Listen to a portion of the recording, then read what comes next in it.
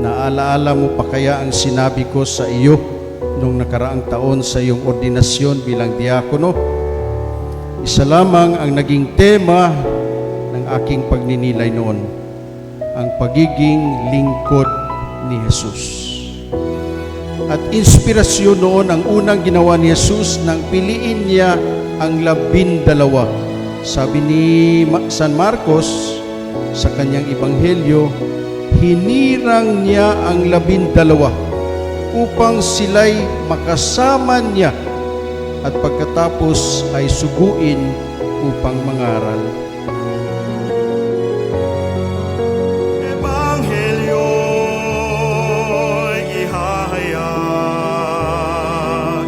Sa mga dukhat kapos palad,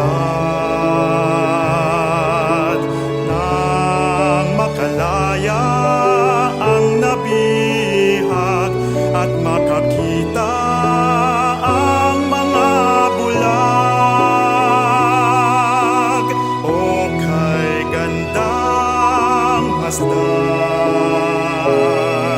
ng sugong dumarating